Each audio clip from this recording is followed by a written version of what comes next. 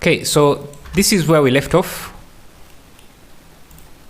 Now let's bring in our character so that we start revealing them. So I'm just going to duplicate the character, Shift D, and get rid of the geometry nodes. So you can see how the pixels are attached to the different positions on the character. That's great. You can add more pixels by just increasing the density.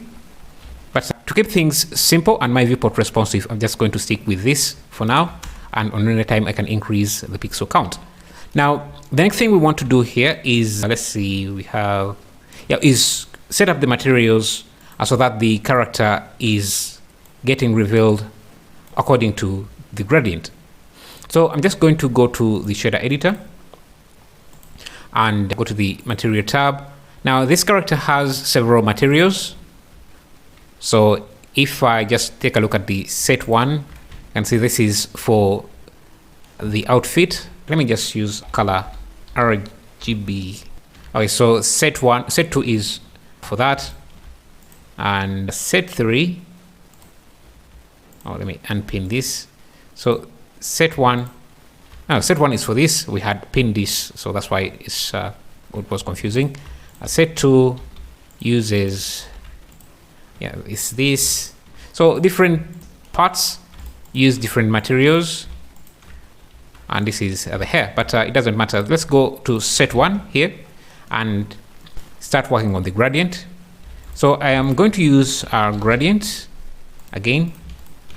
Now let's set up the coordinates, Ctrl T, use object, and this time let's just select the empty. The materials should be very easy. Now you can see we have a gradient that animates, which is perfect. Now if the rotation of the gradient is off, you can just change the rotation using these, and I think I think this is okay. Perfect. Now the first thing I want to do is make sure that this setup is working on all the different materials, because I don't want to go in and set it up for everything. Now that's very easy. All you have to do is select the nodes you're going to be sharing in different groups, in different materials.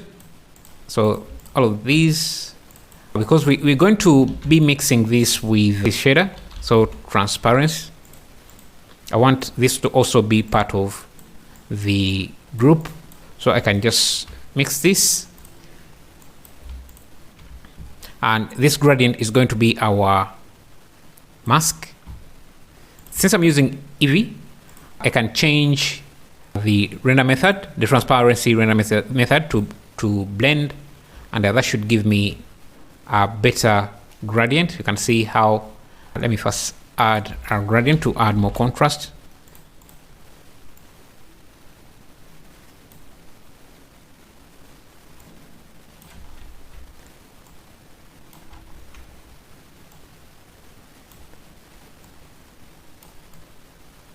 I want the gradient to match exactly where our object is. Now you might see these artifacts here. I think that's usually if you have, what is it? Transparency overlap, is it? Yeah.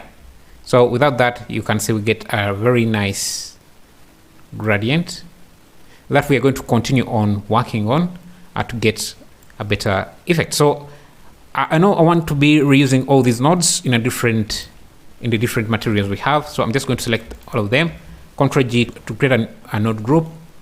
Now this is the node group I'm going to share between the different materials. Now for this node group, I think this is what we need. Perfect. So I can copy this, go to set 2, paste it in here.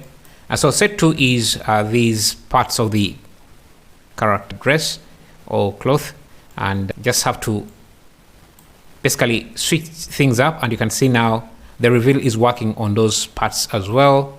Now set material 3 is the katana or the sword, so I can also copy this, paste it in here, and basically replace the entire thing, and that should, oh, I pasted this to set 3 instead of katana. So set 3 is for the hair, and you can see that's also working perfectly. So I'm just going to copy this for the katana, and that should also now make the katana disappear.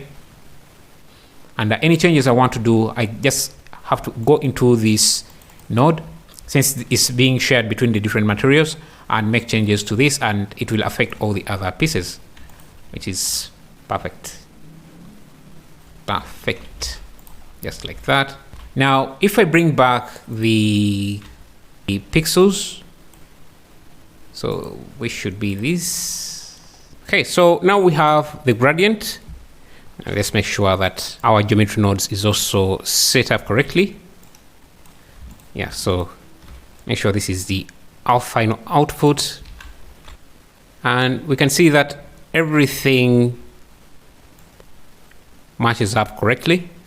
What I could do is maybe move the particles a bit up so that they are revealed before, I think this is good. We can increase the particle count. Let's do maybe 5,000. Get something like that, and I can scale down these again. So let me use a math node here, set it to multiply so that these are smaller. Perfect. I think that's good. You can change how far the pixels are compared to the gradient by coming in here. Let's see, where is that? Yeah, by adjusting this gradient. No, not that. So yeah, by adjusting the scale here. So now you can see that they are much closer to where the gradient is, and it really makes it sell the effect. Okay, so in the next lesson, let's take a look at let's see, creating another layer of detail here. Like you can see, we have this mesh or net that we get before